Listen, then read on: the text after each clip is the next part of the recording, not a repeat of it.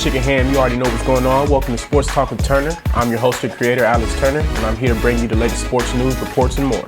And on with our first bit of news today, we have the College Football National Championships. Woo! Was that basically a slaughter, I felt like. I mean, at the end of the game, more so, there just wasn't a lot of energy that was going on. I mean, it's kind of hard when you're going up against the top offense in the entire college league. I mean, you have people like Najee Harris. You have Devontae Smith, Mac Jones. You have the best offensive line. You got two Heisman winner and the third place Heisman candidate. You have the best running back, best receiver, best QB. I mean, you just can't beat the weapons that they had. It's just ridiculous. The offense would just blow you away. Now, don't get me wrong. Justin Fields, I still think that he's probably the best quarterback in this draft class. Of course, if he ends up going to the draft.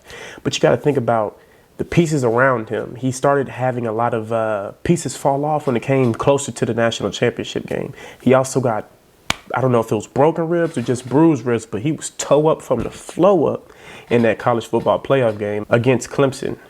So you got to just think about how fully healthy was he really? Also, what's next for Justin Fields? Is he going to stay in another year, try to redeem himself next year? Is he going to go to the draft? I mean, I honestly think that he should probably stay, even though I feel like the Falcons have a good chance at drafting him. You know, I love my Falcons. You know, I got my Browns jersey on. I love my Falcons. But I just think that he can go another year, develop himself, and you got to think about it. Who is the real dominator in college football now? You have Trevor Lawrence out, Najee Harris, really all of the Alabama offense that made up their core offense this year is gone. So Clemson and Alabama's out. Well, you gotta, Alabama might never really be out. But as far as the dominant big names, Justin Fields could be that one that's left. He could be a #1 overall draft pick next year.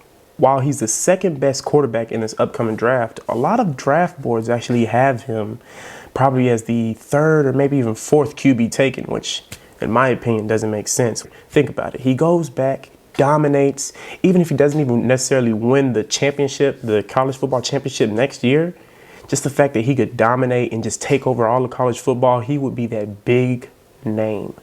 So, I mean, it is pretty interesting to see how that goes. So it just begs the question, what's next for a lot of people? It's amazing just to see what could happen, to see how the draft could fold out, to see how the upcoming college football season will fold out. It's pretty exciting. I just can't wait to see. On to the next one. Another bit of great college football news was the Hall of Fame class that was recently announced. You have big names, people like Tony Romo, Darren Sproles, Carson Palmer, all who are going to join a long list of college and players who have already been, inducted into the College Football Hall of Fame, which thankfully is in my hometown of Atlanta, Georgia. Yes, sir. Yes, sirree, my boy, you feel me? But it's amazing just to see how players, transition from the college to the professional life. Like Tony Romo, although he's retired in the NFL already, just to see his career now. Unfortunately, he didn't win any championships, but he was still a big factor in Dallas. You also have people like Carson Palmer, who was a big name, with Darren Sproles, who anybody who knows running backs, you should know Darren Sproles. Rewind. On to some more exciting news. How about college football and how about them Browns? I'm going to get to them in a minute. But you just got to be excited for the playoffs today. I mean, at the time of this recording, it is about 2 o'clock on Saturday, the 16th of January, where the divisional round is about to start. And boy, oh boy, am I excited. First matchup for the weekend. We have our Rams and Packers. First, I want to shout out my boy, Brandon Wright. He is a kicker for the Rams, and I just knew my boy would make it, man. I kind of want to see y'all win just so you can win a ring, you feel me? But I'm just going to be real. I honestly think that the Packers are going to win this. I mean, you do have #1 offense against #1 defense, offense with the Packers, defense with the Rams, but you got to think about it.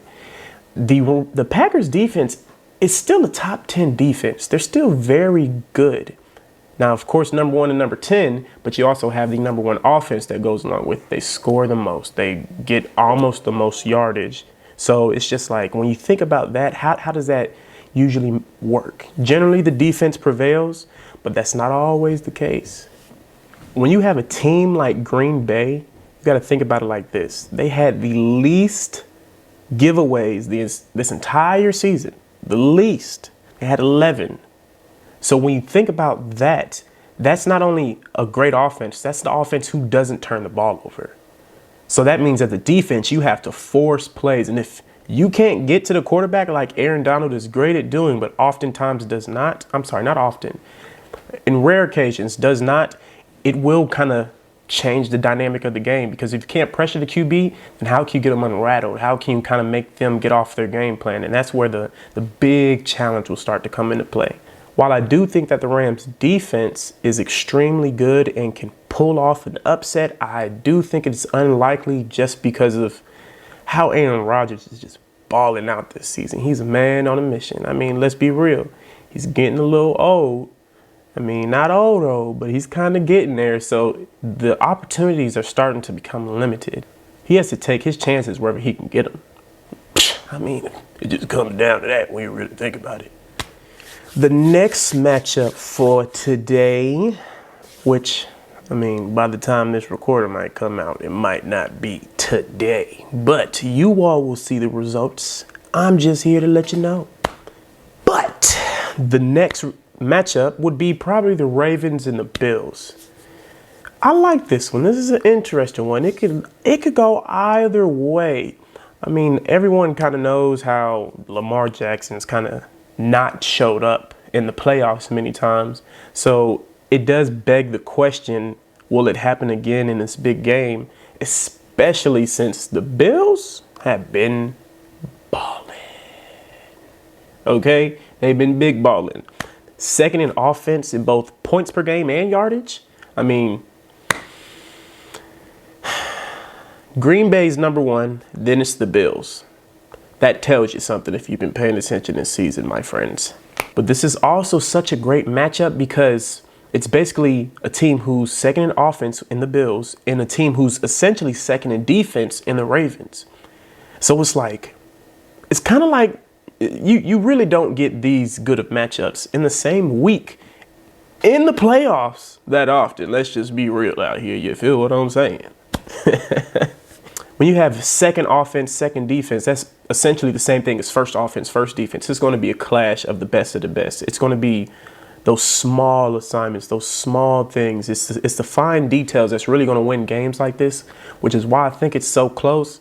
So I want to go with the Ravens, but I'm kind of on that Bills Mafia wave right now. I mean, they haven't been to the playoffs or won a playoffs game in 25 years before they recently won their game last weekend. So I'm kind of riding on the wave. It's not like they're a one-hit wonder. They've proven themselves all year. They even proved themselves a bit last year. So I'm definitely probably on that Bills wave, and I'm kind of leaning towards them on this matchup. Whoo! This is where the juiciness really gets juicy. You feel me? So the next two matchups for Sunday's divisional round are probably my two favorites. For starters, we have the Bucks and the Saints.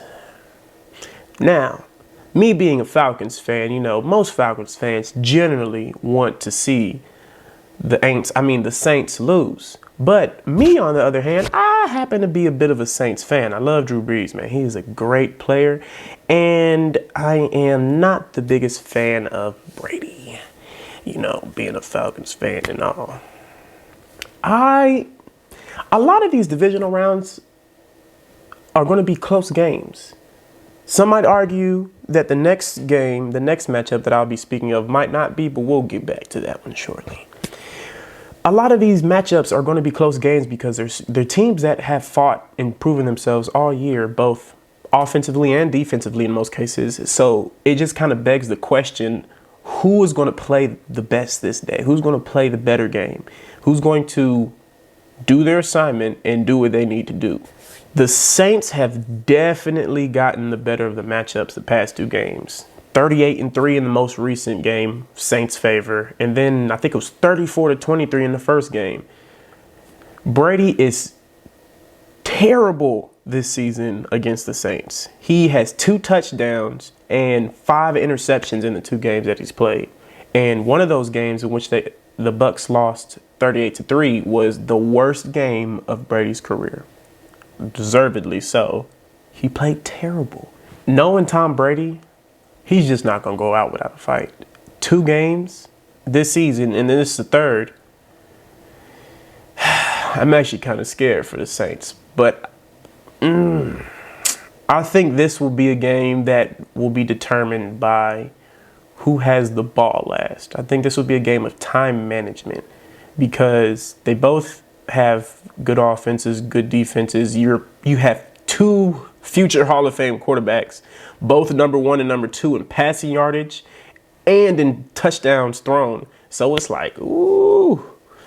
And if Breeze didn't get hurt, he could easily be number 1 in both. But hey, that's another conversation for another time.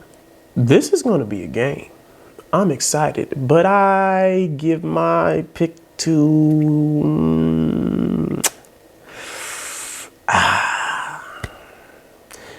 I'm gonna leave that for a game time decision. Drum roll, please. And now for the last game. Now this is first on Sunday Divisional, but this is the game I want to talk about last because it's the game that means the most. There are 2 teams that I love. My Falcons. And how about them Browns, okay? I know y'all heard me talk about earlier in the episode how the Bills, I think it was 25 years since they've really been to the playoffs and won a game. How about 26 years for these boys right here? Let's put this into perspective, right? I'm 24. I was born in 1996. The last time the Browns won a playoff game, I was not born, and neither was my older brother, who's 2 years older than me. It's crazy. I can't even wrap my mind around how long it's been since the Browns have won a playoff game. I was not on this planet. I wasn't even thought about. That's the last time them Brownies won a playoff game. So I just want to give them props on that. I watched the whole game. I felt like I was witnessing history. Like it was, I don't know. It was amazing, honestly. It was very satisfying. Y'all should have saw how I was reacting in that first quarter when the Browns was up 28-0. Woo! Against them Steelers. I mean, you know, I'm just messing with y'all Steelers fans. I actually kind of like the Steelers. I mean, they got a couple sore losers, you know, on the team. But, you know, when you love the game that much, I mean, you got to be a sore loser sometimes. I know I am. I'm a sore winner sometimes, too. Back to it. Now, while most people have already written this game off as a win in the Chiefs' favor, you got to think about this. While the Browns do not have as many offensive weapons that the Chiefs do, they both kind of aren't the best in defense. They're on the lower 15, the bottom half. I mean, they both respectively rank 17th and 18th in total defense. But, of course, the Chiefs are number 1 in offense while the Browns are 16th. So that's where the big kind of discrepancy comes into play. But no one thought that the Browns were going to beat the Steelers. So I guess we'll just have to wait and see. Thank you all so much for watching. If you like this content, please like, subscribe, and turn your post notifications on for this YouTube channel.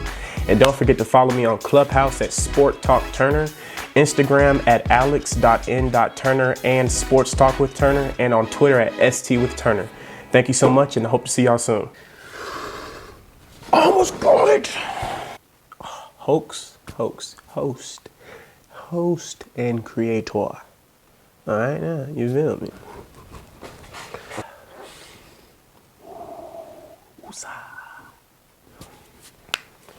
Yes.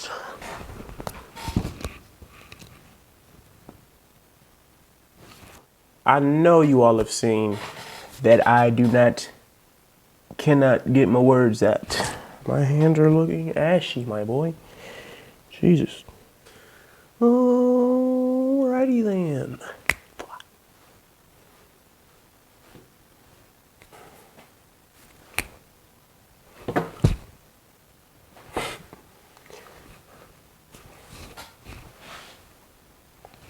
You feel me?